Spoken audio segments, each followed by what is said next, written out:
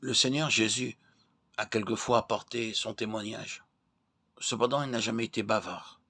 Dans l'évangile de Marc, il nous est dit plus d'une fois qu'il avait guéri des malades, tout en insistant pour que la nouvelle de la guérison soit gardée secrète. Cependant, dans Marc 5, 19, il nous est rappelé qu'après avoir guéri un homme possédé par un démon, il lui a dit « Jésus ne le lui permit pas, mais il lui dit « Va-t'en dans ta maison, vers les tiens, et raconte-leur tout ce que le Seigneur t'a fait et comment il a eu pitié de toi. » Nous pouvons dire quelles grandes choses le Seigneur a faites pour nous, mais nous ne devons pas les publier à qui veut les entendre, ni tout exposer, car en agissant ainsi, nous mettons à découvert nos racines. Il est essentiel que certaines de nos expériences demeurent cachées. Tout exposer, c'est tout perdre.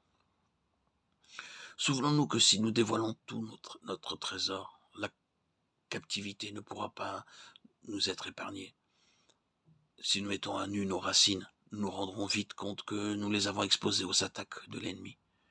Et Dieu ne nous protégera pas. S'il désire que nous apportions un témoignage, nous devons le faire avec sa grâce, puisqu'il nous le demande. Mais nous devons garder cachées toutes les autres expériences. La même chose s'applique à notre travail.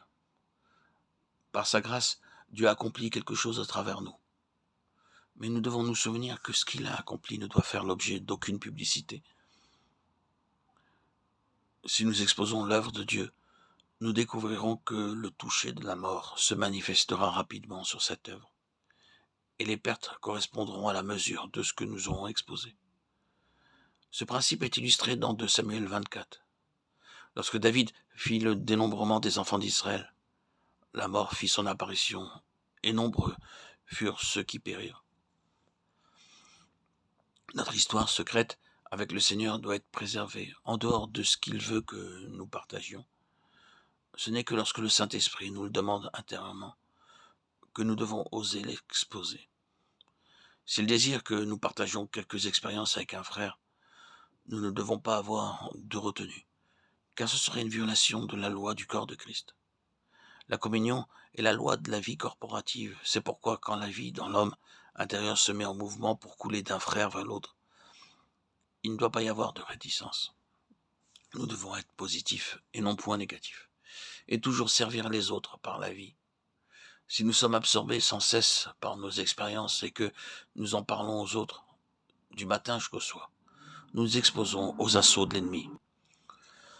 Je crois que nous devons apprendre ce que signifie le corps de Christ et ce qu'est la libre circulation de la vie parmi les membres. Mais je crois que nous devons apprendre aussi à sauvegarder ce qui fait partie de notre intimité avec le Seigneur en tant que membre de son corps. À mesure que votre vie secrète s'approfondira, vous découvrirez que la profondeur appelle la profondeur. Quand vous ferez surgir des richesses des profondeurs de votre vie intérieure, vous constaterez que les autres en seront profondément touchés. Sans faire beaucoup d'efforts extérieurs, accordant seulement une paisible réponse au mouvement intérieur de la vie, vous atteindrez une autre vie et cette autre vie recevra de l'aide. Cette même vie se rendra compte qu'au-delà même de la limite du domaine conscient, elle a rencontré la profondeur. La profondeur aura répondu à la profondeur. Si votre vie n'a pas de profondeur, votre œuvre superficielle n'affectera que la partie superficielle de la vie des autres. Seul ce qui est profond appelle la profondeur.